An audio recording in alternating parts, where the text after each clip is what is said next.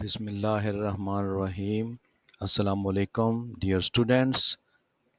Welcome in geography class. हम आज पढ़ेंगे ग्लोबल वार्मिंग के मुतालिक कि ग्लोबल वार्मिंग क्या होती है। ये टॉपिक आपकी नेशनल फाउंडेशन की जो टेक्स्ट बुक है जियोग्राफी की, उसके पेज नंबर 26 पे है। तो पेज नंबर 26 आपको खोल के साथ अपने रख लें और साथ साथ हैंड रिटन नोट्स भी अपने प्रिपेयर करते जाएं, लेक्चर को सुनते जाएं और अपने नोट्स भी तैयार करते जाएं।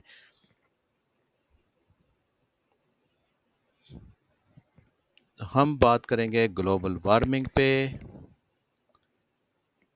छोटे छोटे क्वेश्चंस के साथ आगे चलेंगे ताकि आप ग्लोबल वार्मिंग के जो टॉपिक को अच्छी तरह समझ सकें।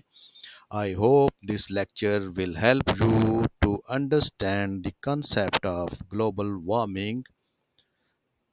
तो चलें स्टार्ट करते हैं with a short question.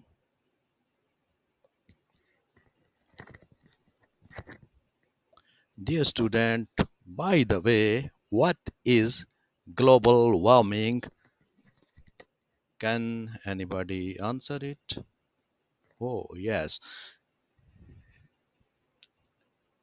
If you cannot answer, then listen to me carefully. I have a definition of global warming in two styles. जैसा कि आप देख रहे हैं स्क्रीन के ऊपर आपको नज़र आ रही हैं, दो डेफिनेशंस लिखी हुई हैं मुख्तलिफ अंदाज में। ये डेफिनेशन एक ही है, अंदाज मुख्तलिफ है बयान करने का। तो इसमें से जो आपको इजी लगे वो आपने लिख लेनी है। फर्स्ट है ए gradual increase in global temperature is called global warming. पूरी दुनिया में जो औसत दर्जा हरारत का बढ़ना है उसको ग्लोबल वार्मिंग कहते हैं, यानी कि कुर्राए अर्ज की हरारत का बढ़ना। दूसरी जो स्टाइल है डेफिनेशन का वो भी इसी तरह का है, लेकिन उसमें थोड़े से अल्फाज चेंज हैं।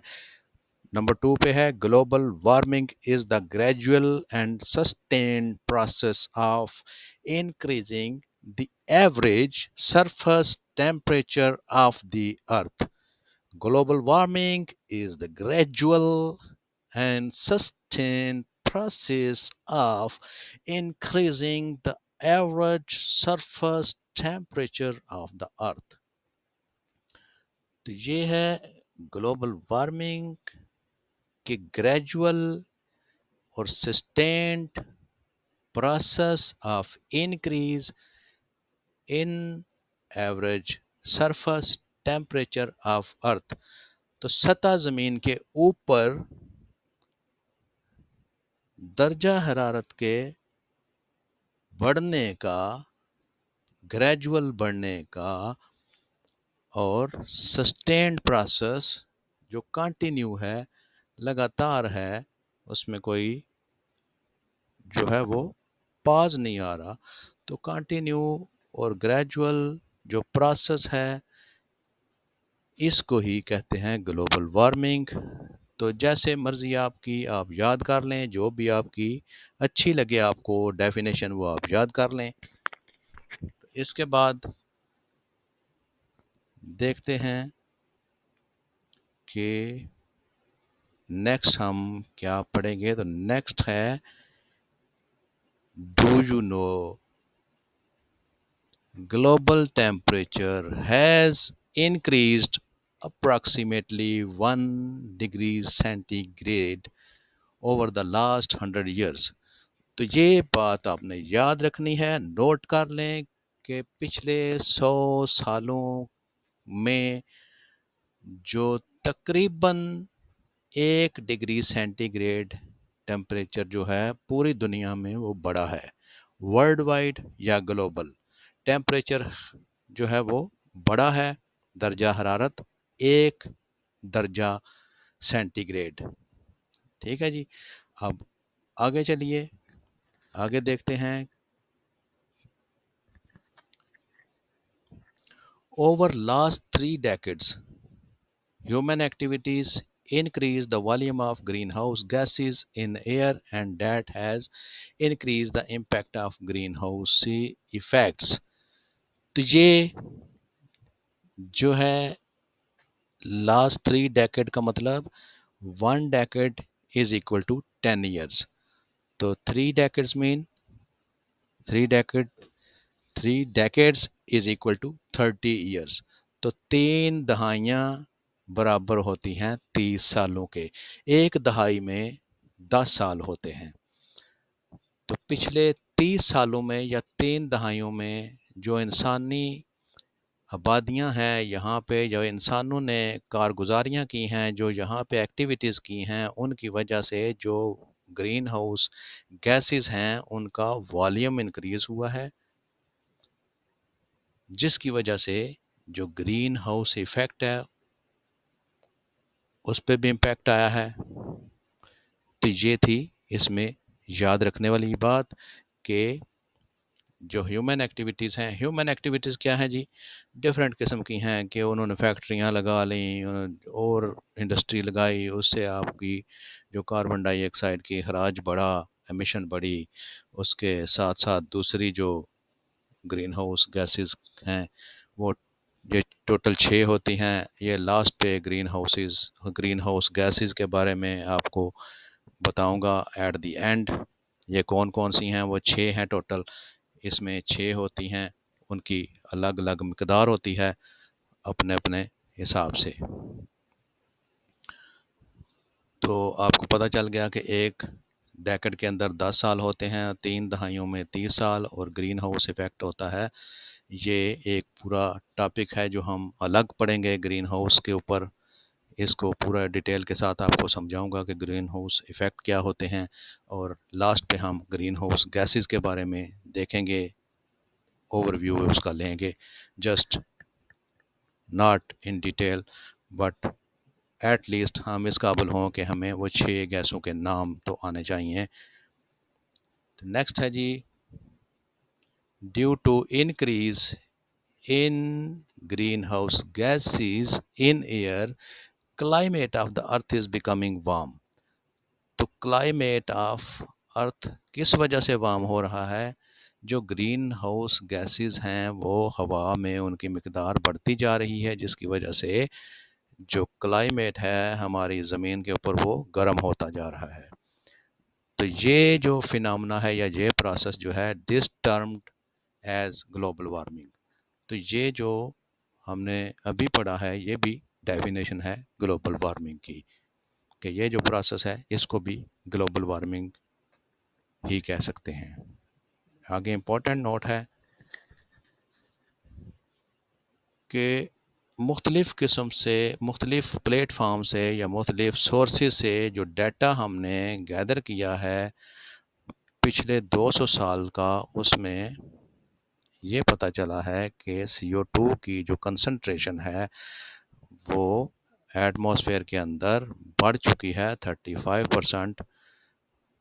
और अगर यही ट्रेंड जो चल रहा है बढ़ोतरी का, अगर इसी मिकदार से ये CO2 या कार्बन डाइऑक्साइड की मिकदार जो है ये बढ़ती गई, यानी कि इसकी वैल्यू जो है इंक्रीज़ होती जाती है अगर हवा के अंदर, एटमॉस्फेयर के अंदर, तो फिर क्या होगा? Global temperature will probably increase about 2 degree centigrade to 6 degree centigrade by 2100 AD, 2100 ईस्वी तक, सन 2100 ईस्वी तक जो है 2 से 6 डिग्री सेंटीग्रेड दुनिया का टेम्परेचर बढ़ने का ख़तरा है। अगर इसी स्पीड से ये जो CO2 या ग्रीन हाउस गैसेस हैं ये बढ़ती रहीं हमारे एटमॉस्फेयर में, तो हम देखेंगे कि सन 2100 के अंदर 2 से 6 डिग्री सेंटीग्रेड इंक्रीज आएगा ग्लोबल टेम्परेचर में। आगे देखते हैं कि ये क्वेश्चन है, By using computer model, what have scientists predicted?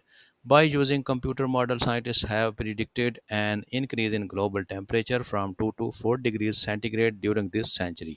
तो इस सदी में आपको पता है कि ये जो सदी हमारी चल रही है इसमें कंप्यूटर बेस्ड डाटा जो अब साइंटिस्ट ने उसको एनालाइज किया है और उस पर एनालिसिस किए हैं और उसको जो है वो जांचा है, तो उसके मुताबिक 2 से 4 डिग्री सेंटीग्रेड हम टेम्परेचर इंक्रीज हो सकता है इस सदी में। प्रिडिक्ट कहते हैं पेशन गोई करना, किसी चीज़ को पहले से बता देना कि ऐसा होगा। प्रिडिक्शन प्रिडिक्ट से ही निकला हुआ है। तो ये यहाँ तक हो गया। अब आगे चलते हैं। The world is warming up. ये जो डू यू नो वाला बॉक्स है आपका, उसमें से ये इन्फॉर्मेशन है। The world is warming up, air temperature increase air temperature increase is melting polar ice and altering the pattern of the world's weather। तो ये जो हमारा हवा का दर्जा हरारत है ये बढ़ता जा रहा है, जिसकी वजह से पोलर आइस यानी नॉर्थ और साउथ पोल के ऊपर जो बर्फ है वो पिघलनी शुरू हो गई है, उसको पिघला रही है ये वो गर्म हवाएं। तो उस वजह से जो हमारा वर्ल्ड वाइड दुनिया में वेदर है उसका जो पैटर्न है वो चेंज होता जा रहा है। जैसा कि कभी जो है वो गर्मियाँ पाकिस्तान के अंदर 4 माह की होती थी, अब 6 से 7 माह की हो चुकी हैं। इसी तरह जो है वो पहले सर्दी पड़ती थी दिसंबर जनवरी में, अब हो सकता है ऐसा आने वाले वक्तों में हो कि जून जुलाई में सर्दी आ जाए और नवंबर दिसंबर में जो है वो गर्मी आ जाए। लेकिन ऐसा हो नहीं सकता। क्यों नहीं हो सकता? Due to position with respect to equator. लेकिन ये है कि थोड़ा बहुत अप डाउन हो सकता है, आगे पीछे हो सकता है, उसका पैटर्न चेंज हो सकता है कि अभी थोड़ी गर्मी थी तो शदीद गर्मी पड़नी शुरू हो जाए, और या सर्दी शदीद पड़नी शुरू हो जाए, या बारिशें ही ना हों, या बारिशें हों बहुत ज़्यादा, तूफ़ान आए, आंधियाँ आएँ, जैसे अभी भी अमेरिका के अंदर एक तूफ़ान आया है। This increase in temperature is caused by burning of. ये कौन कौन सी चीज़ें जलाने से इंक्रीज हो रहा है टेम्परेचर के अंदर? ये है कोल, दूसरे नंबर पे ऑयल, और अदर फॉसल फ्यूल्स जैसा कि गैस वगैरह है, पेट्रोल, गैस, ये सारी चीज़ें जो हैं वो भी फॉसल फ्यूल्स के अंदर ही आती हैं। कोल, कोयला जलाते हैं, हम ऑयल जलाते हैं और गैस जलाते हैं, वो डिफरेंट किस्म की गैस होती है। एलएनजी, सीएनजी, ये है LPG, liquid propane gas, liquid natural gas LNG, CNG compressed natural gas, ये सारी हैं गैसेस जो हम जलाते हैं। आगे देखते हैं। When coal, oil and other fossil fuels are burned, what we get in return relevant to global warming। Global warming से रेलिवेंट हमें कौन सी चीज़ हासिल होती है कोल, ऑयल और फॉसल फ्यूल्स जलाने से? तो इसका जवाब है in results increase in temperature and of 200 years of air pollution. तो एयर पोल्यूशन होती है और टेम्परेचर राइज करता है हमारा। तो ये दोनों, पोल्यूशन और टेम्परेचर का राइज करना, ये रेलिवेंट हैं किससे? ग्लोबल वार्मिंग से। अब ये आ जाती है एक्टिविटी, इसको आपने करना है। ये मैंने आपके लिए कर दी है, सॉल्व कर दी है। अगर आप करना चाहें तो आप अपने तौर पे कर सकते हैं, तलाश कर सकते हैं इंटरनेट से। Atmospheric levels of carbon dioxide have increased by 30% since 1900. What has been the cause of this? तो जैसा कि हमने पीछे इसी लेक्चर के अंदर पढ़ा था कि जो हमारा ग्रीन हाउस इफ़ेक्ट्स हैं, ग्रीन हाउस गैसेस हैं, वो बढ़ती जा रही हैं और CO2 बढ़ती जा रही है। तो इस वजह से CO2 की कंसंट्रेशन की वजह से हम ग्लोबल वार्मिंग हो रही है। तो टेम्परेचर राइज कर रहा है। Carbon dioxide concentrations are rising mostly because of the fossil fuels that people are burning for energy. तो लोग एनर्जी के लिए, आपको पता है कि हीट भी एनर्जी होती है, हम आग जलाते हैं डिफरेंट काम करने के लिए। इसी तरह और जो है इंजन को एनर्जी प्रोवाइड करने के लिए हम गाड़ियों में फ्यूल यूज़ करते हैं। इसी तरह एयरक्राफ्ट के अंदर और एरोप्लेन्स वगैरह, शिप और इस तरह की जितनी भी चीज़ें हैं जो ऑयल से चलने वाली, फैक्ट्रीज़ के अंदर डीजल जनरेटर जो हमारे थर्मल ये चल रहे होते हैं, डीजल जनरेटर्स वो भी में बिजली बना के दे रहे होते हैं, लेकिन खुद वो गैस या ऑयल पे चल रहे होते हैं। तो ये सारी चीज़ें कंजम्पशन है ऑयल और फॉसल फ्यूल्स की, जिसकी वजह से कार्बन डाइऑक्साइड कंसंट्रेशन राइज हो रही है। तो ये है इसकी मेन वजह। तो ये आपने देखना है कि इसमें अब हम जा रहे हैं ग्रीन हाउस गैसेस की तरफ। See these colours and sizes of green house gases. तो ये हैं जी कार्बन डाइऑक्साइड, ग्रीन कलर में आपको नज़र आ रही है, CO2 लिखा हुआ है, मीथेन CH4 फार्मूला इसका, निट्रस ऑक्साइड N2O इसका फार्मूला, और सल्फ़र है एक्सलरोड SF6 PFC, उसके बाद है HFCs। ये 6 गैसेस हैं जो मिल के ग्रीन हाउस का एक पूरा स्पेक्ट्रम बनाती हैं, गैस हाउस जो है ग्रीन हाउस गैसेस का। तो ये सारी हैं।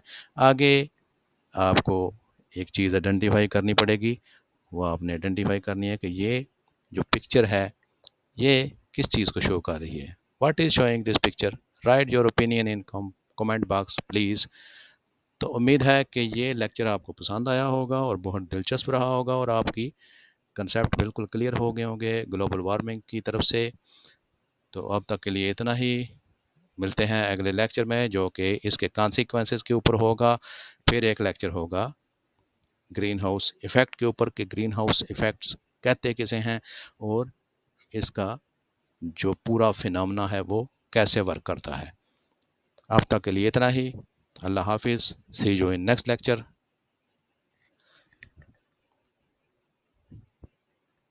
Thank you for watching.